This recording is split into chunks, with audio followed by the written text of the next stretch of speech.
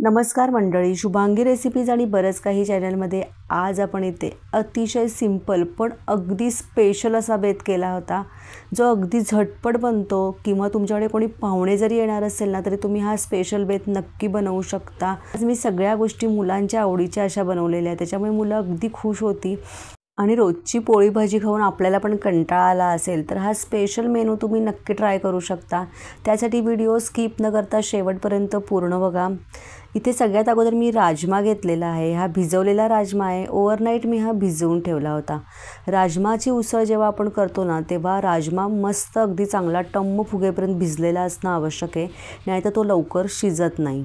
आता हा राजमा मी की नाही कुकरमध्ये करणार आहे, त्याच्यामुळे कुकरच्या पॅनमध्ये मी 2 टेबलस्पून साजूक तूप घातलेलं आहे। तूप हलकंसं गरम झाल्यानंतर याच्यामध्ये 1 दालचिनीचा तुकडा, 1 मसाला वेलची आणि 2 तमालपत्र घालायचेत आणि ही तुपावरती हलकीशी परतून घ्यायचेत। त्यानंतर भिजवलेला राजमा याच्यामध्ये घालायचा आहे सगळा आणि त्यानंतर त्याच्यामध्ये पाणी घालायचं आहे। राजमा बुडेल इतकंच याच्यामध्ये पाणी घालायचं आहे आणि त्याचबरोबर चवीनुसार याच्यामध्ये मीठ घातलेलं आहे।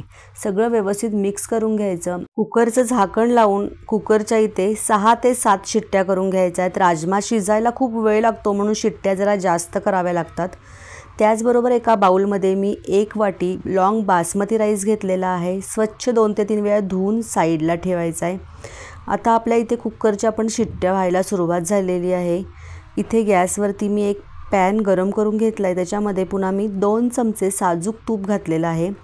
तूप हलकंसं इथे गरम झालेलं आहे। त्यानंतर 1 चमचा जिरे घालायचे, पाव चमचा साजिरे घातलेले आहेत, म्हणजे फ्लेवर मस्त येतो।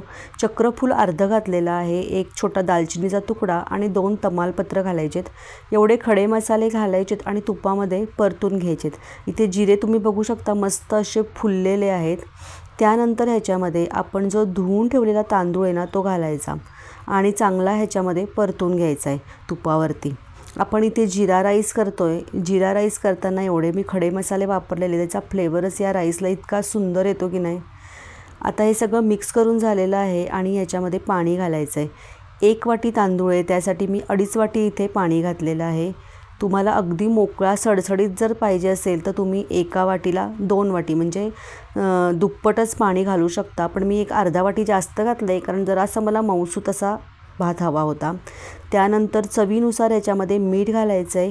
मीठ घातल्यानंतर पुन्हा हे सगळं व्यवस्थित मिक्स करून घ्यायचं आहे आणि आता याच्यावरती झाकण ठेवून वाफ काढून घ्यायचे। एक 10 ते 15 मिनिटामध्ये मस्त असा हा जिरा राईस तयार होतो। आपल्या इथे राईस तयार होतोय तोपर्यंत राजमासाठी मी एक मसाला तयार करून घेते। त्यासाठी मी 2 मोठे टोमॅटो रफली कट करून घेतलेले आहेत।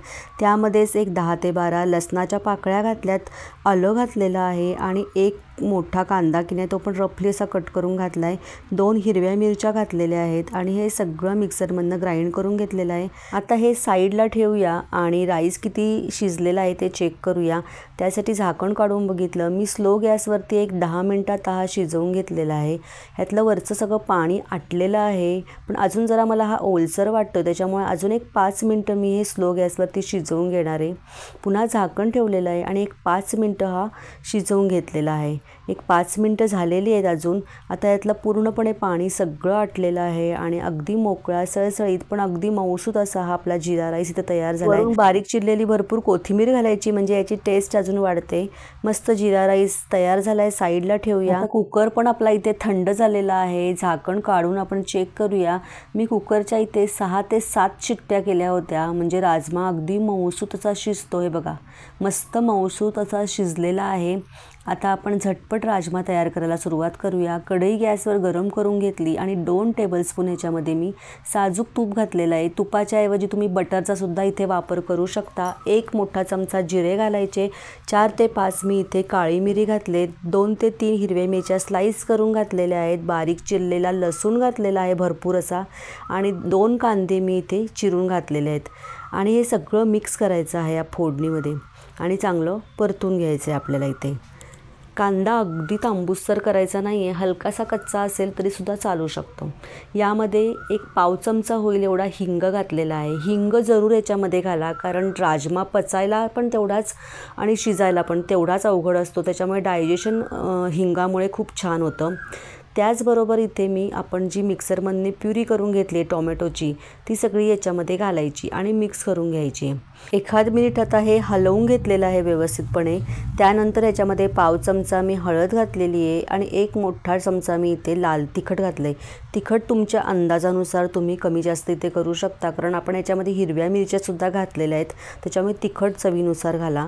त्याचबरोबर इथे थोडंसं मी पाणी घातलेलं आहे, जेणेकरून आपण हे जे तिखट घातलं आहे हे खाली करपू नये किंवा लागू नये म्हणून। अजून एक 3-4 मिनिटं मी हे चांगलं शिजवून घेतलेलं आहे, त्याच्यामुळे ह्याच्यातलं पाणी सगळं आटलं जातं। हा मसाला थोडासा घट्टसर असा होतो आणि त्याचबरोबर ह्याच्यात जे आलं लसूण वगैरे घातलेलं आहे ना, त्याचा फ्लेवर मस्त अगदी ह्याच्यामध्ये उतरतो।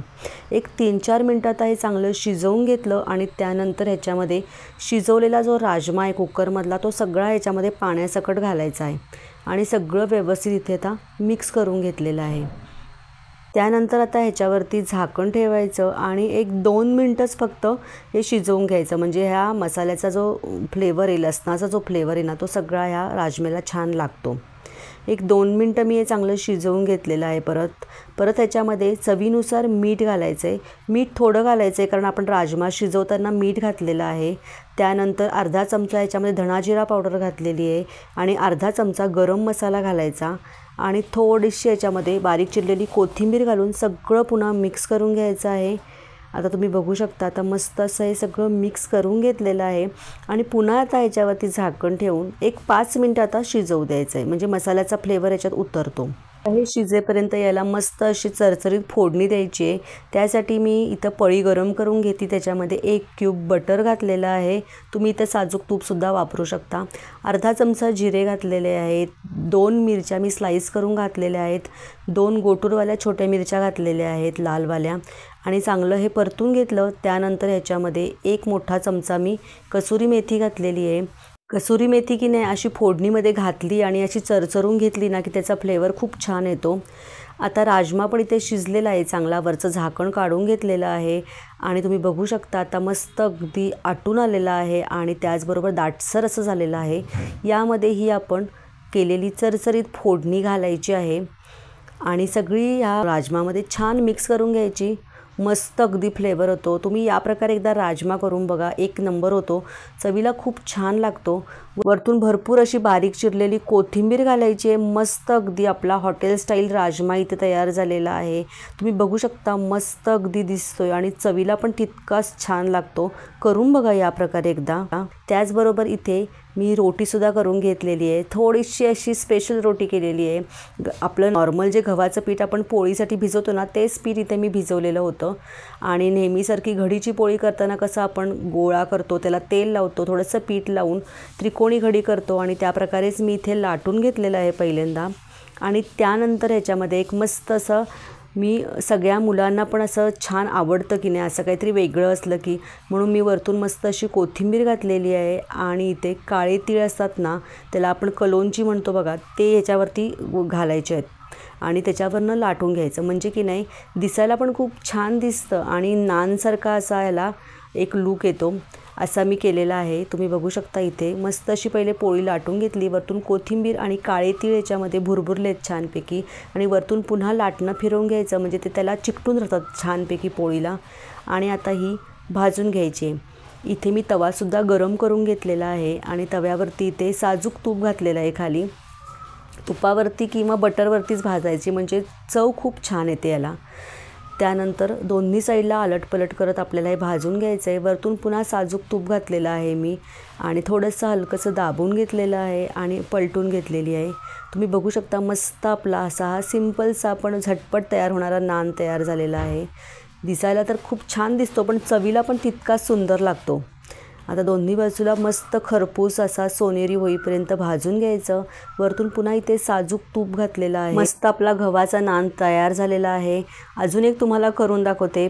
पटकन पुन्हा पोळी पहिल्यांदा लाटून घ्यायची आहे छानपैकी, वरतून पुन्हा इथे कोथिंबीर आणि काळे तीळ घालायचे आहेत। त्याची चव खूप छान लागते का काळे तीळ घातल्यामुळे ना, नुसता लूकच छान येतो असं नाही, पण चवीला पण फ्लेवर मस्त येतो अगदी। कोथिंबीर काळे तीळ घालायचे असे भरपूर याच्यावरती आणि लाटण्याने असे फिरून घ्यायचे, म्हणजे ते बरोबर चिकटून राहतात पुन्हा आणि मस्त दोन्ही साईडला अलटपलट करत चांगलं हे भाजून घ्यायचं आहे तुपावरती। किंवा बटरवरती भाजलं तरीसुद्धा अगदी मस्त फ्लेवर येतो. वरतून पुन्हा इथे साजूक तूप घालायचं आणि दोन्ही साईडला खरपूस असं सोनेरी होईपर्यंत असं भाजून घ्यायचं आहे. मस्त असे आपली ही रोटी किंवा नान छान तयार झालेली आहे आणि सगळं जेवण इथे तयार झालेलं आहे आपलं. सिंपल पण अगदी स्पेशल अशी ही थाळी आज मी बनवली. मुलांना तर खूप आवडली होती. लगेच प्लेटिंग इथे करून घेते आहे. मस्त आपला हा राजमा तयार झालेला आहे आणि हे मस्तपैकी गव्हाचे नान केलेले आहेत आणि त्याचबरोबर इथे जिरा राईस आणि हे मी सिम्पलचं मात्र मस्त असं ताक घेतलेलं आहे, ज्याच्यामध्ये मीठ, साखर आणि जिरा पावडर घातलेली आहे. मस्त आपला हा मेनू सगळा तयार झालेला आहे आणि स्पेशल थाळी इथे बनवून तयार झालेली आहे. घरी अचानक कोणी पाहुणे येणार असतील तरी तुम्ही ही स्पेशल थाळी नक्की बनवू शकता. हॉटेल स्टाईल अशी ही बेत होतो. नक्की करून बघा. यूट्यूबवर माझा व्हिडिओ बघत असाल तर यूट्यूब चॅनलला लाईक करा, शेअर करा, सबस्क्राईब करायला विसरू नका आणि कमेंट करून सांगा रेसिपी कशी झाली आहे. आणि फेसबुकवर माझा व्हिडिओ बघत असाल तर फेसबुक पेजला लाईक करा, शेअर करा आणि फॉलो करा.